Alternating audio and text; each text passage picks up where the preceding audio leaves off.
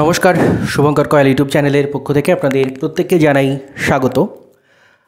আপনারা জানেন আজকে ওবিসি কেস নিয়ে মহামান্য হাইকোর্টে শুনানি ছিল। গতকালও শুনানি ছিল, কিন্তু গতকাল সময়ের মধ্যে সব পক্ষকে শোনা সম্ভব হয়নি বলে গতকাল কোনো আদালত অর্ডার দেয়নি। আজকে তার জন্য আবার নতুন করে রেট দিয়েছিল এবং আজকে সব পক্ষকে শুনেছে আদালত। আবারও প্রায় 2 ঘন্টা ধরে, প্রায় দুপুর 2টো থেকে শুনানি শুরু হয়েছে। বিকেল 4টে পর্যন্ত কিন্তু শুনানি হয়েছে। এবার এই মুহূর্তে সবথেকে বড় খবর যেটা, সেটা হলো এই যে ওবিসি সার্ভে ইত্যাদি হয়েছিল, 140টা কাস্টকে নতুন করে ওবিসি তালিকাভুক্ত করা হয়েছিল, সেই সম্পূর্ণ বিষয়ের উপরে গতকালই আদালত প্রশ্নচিহ্ন তুলে দিয়েছিল। আজকে কিন্তু আদালত ফাইনালি অর্ডার দিয়েছে। অর্ডার কপি এখনও আপলোড হয়নি, আপনারা হয়তো লাইভে অনেকে দেখতে পাবেন না, কিন্তু নিউজ এগুলোতে দেখতে পাবেন যে অর্ডার দেওয়া হয়েছে মহামান্য কলকাতা হাইকোর্টের তরফ থেকে। এই যে ওবিসি যে সার্ভে, এই যে ওবিসি যে 140টা কাস্টকে নতুনভাবে এনরোল করা, সেই সবগুলোর ওপরে কিন্তু ইন্টারিম স্থগিতাদেশ কিন্তু আদালতের তরফ থেকে দেওয়া হয়েছে। ইন্টারিম স্টে অর্ডার কিন্তু আদালত এইগুলোর ওপরে দিয়ে দিয়েছে। কেন দিয়েছে, কী ব্যাপার, প্রথমত আপডেটটা বলে দিলাম। এবার ব্যাপারগুলোতে ডিটেলসে একটু যাই।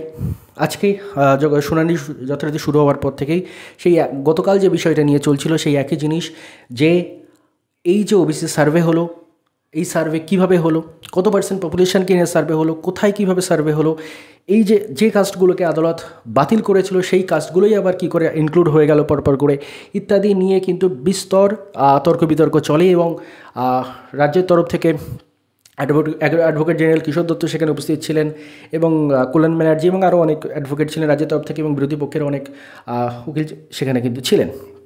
বিরোধী পক্ষ বলতে মানে যারা মামলাটা করেছে তাদের পক্ষে, অমলচন্দ্র দাসের পক্ষ থেকে। এবং আলটিমেটলি আদালত কনভিন্স হয়নি যে এটা লেজিসলেটিভ প্রসেস ঠিকঠাকভাবে ফলো করা হয়েছে। অ্যাডভোকেট জেনারেলের তরফ থেকে কিন্তু আদালতকে কনভিন্স করানোর চেষ্টা করা হয়েছে আমাদের যে লেজিসলেটিভ প্রসেস সেটা কিন্তু ঠিকঠাকভাবে ফলো হয়েছে, বিধানসভায় হয়েছে, কিন্তু আদালত কনভিন্স হয়নি। সেখানে কিছু লুপহোল থেকে গেছে, যার জন্য আদালত কনভিন্স হয়নি। এবং আলটিমেটলি যেটা হয়, আলটিমেটলি অর্ডার জাস্ট কিছুক্ষণ আগে অর্ডার ডিক্টেড হচ্ছিলো, সেই সময় কিন্তু লাইভ স্ট্রিমিংটা পজ হয়ে যায়। অর্ডার অলরেডি ডিক্টেড হয়ে গেছে, লাইভ স্ট্রিমিং শেষ হয়ে গেছে। এবার অর্ডারটা আজকে সন্ধ্যের মধ্যে হয়তো আমাদের কলকাতা হাইকোর্টের অফিসিয়াল ওয়েবসাইটে কিন্তু তারা পাবলিশ করে দেবে। কিন্তু অর্ডার সম্পর্কে এখনও পর্যন্ত যা ইনফরমেশন পাওয়া যাচ্ছে, আদালত কিন্তু স্টে দিয়ে দিয়েছে, ইন্টারিম স্টে কিন্তু সেখানে হয়ে গেছে।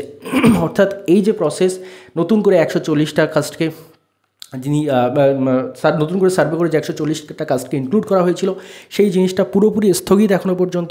বারবার করে সরকারের তরফ থেকে কিন্তু হাইকোর্টকে বলা হয় যে যেহেতু সুপ্রিম কোর্টের ব্যাপারটা বিচারাধীন রয়েছে, তার ফলে এখন যাতে কোর্ট কোনো রকম অর্ডার না দেয়। কিন্তু কোর্ট এখানে যেটা বলে যে সুপ্রিম কোর্ট কিন্তু কোনো রকমভাবে হাইকোর্টের কোনো অর্ডারের উপর স্টে করেনি। হাইকোর্ট যে যে কাস্টগুলোকে বাতিল করেছিল সেটার উপর কোনোভাবে স্টে করেনি। অর্থাৎ সুপ্রিম কোর্ট কিন্তু এখানে হাইকোর্টের কোনো অর্ডারের উপর স্টে করেনি, অর্থাৎ হাইকোর্টের অর্ডারটাই এখনও পর্যন্ত ভ্যালিড। তাই হাইকোর্ট এখানে কিন্তু আবারও নতুন করে ইন্টারিম অর্ডার জারি করলেন যে পদ্ধতিতে সার্ভে হয়েছে, যে পদ্ধতিতে এই নতুন কাস্টগুলিকে ইনক্লুড করা হয়েছে, সেটা এখনও পর্যন্ত কোর্টের মত অনুযায়ী আইনত নয়, এবং কোর্ট এটাকে স্টে অর্ডার দিচ্ছে। এবং এরপরে সুপ্রিম কোর্টে অবশ্যই শুনানি রয়েছে, আর হাইকোর্টে এই বিষয়টা নিয়ে শুনানি হবে পরের মাসের 24 তারিখে গিয়ে, এমনটাই খবর। ইন্টারিম অর্ডার যেটা পাবলিশ হয়েছে সেটা যখন ওয়েবসাইটে চলে আসবে, এই বিষয়ে আরও আমরা ডিটেলস জানতে পারবো। কিন্তু এখনও পর্যন্ত আবার সেই মনে হচ্ছে ওবিসি ব্যাপারটা ঘেঁটে ঘাওয়া, আবার সেই একই ব্যাপার। এবং এর জন্য কে দায়ী সেটা আপনারাই বিচার করবেন। 1-1.5 বছর ধরেও যদি একটা সার্ভে না করা হয়, যে অথেন্টিক্যালি একটা সার্ভে না করা হয়, রাজ্যের সমস্ত পপুলেশনকে যদি ইনক্লুড করে সার্ভে না করা হয়, তাহলে আদালতের তো প্রশ্ন উঠবেই। আদালতের প্রশ্ন উঠবে কেন, যদি আমি 1.5 বছর ধরে সার্ভে করছেন, 1.5 বছর ধরে সার্ভে করার সময় পাননি আদালত, মাফ করবেন সরকার পক্ষ বা যারা রয়েছেন আমাদের ব্যাকওয়ার্ড ক্লাস কমিশন ইত্যাদি, তারা 1.5 বছর ধরে সার্ভে করার সময় পেলেন না, অথচ 1.5 বছর ধরে তারা কিন্তু নিয়োগ প্রক্রিয়া বন্ধ করে দিলেন। আজকেও কিন্তু কোর্ট আবার রিপিট করে দিয়েছে। আবারও বলতে চাই, কোর্ট কিন্তু আজকে জাস্টিস মান্থা এবং জাস্টিস তপব্রত চক্রবর্তী তারা কিন্তু আজকেও মেনশন করেছেন যে কোর্ট কোনো রকমভাবে কলেজের ভর্তি প্রক্রিয়া, কোর্ট কোনো রকমভাবে কলেজ চাকরির ক্ষেত্রে নিয়োগ প্রক্রিয়া কোনো রকমভাবে কোনো কিছু বন্ধ করেনি।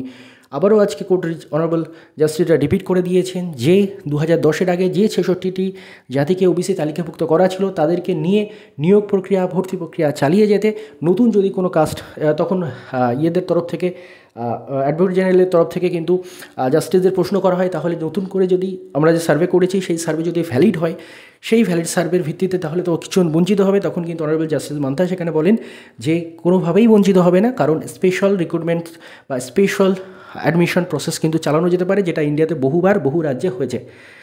তো কোর্টের তরফ থেকে আজকে আবারও ক্লিয়ার করে দেওয়া হয়েছে যে কোনো রকমভাবে নিয়োগ প্রক্রিয়া কোর্ট বন্ধ করতে বলেনি, কোনো রকমভাবে ভর্তি প্রক্রিয়া কোর্ট বন্ধ করতে বলেনি। আপাতত 2010-এর নিয়ম অনুযায়ী এখনও পর্যন্ত ভর্তি প্রক্রিয়া, নিয়োগ প্রক্রিয়া সব কিন্তু চালিয়ে যাওয়া যাবে।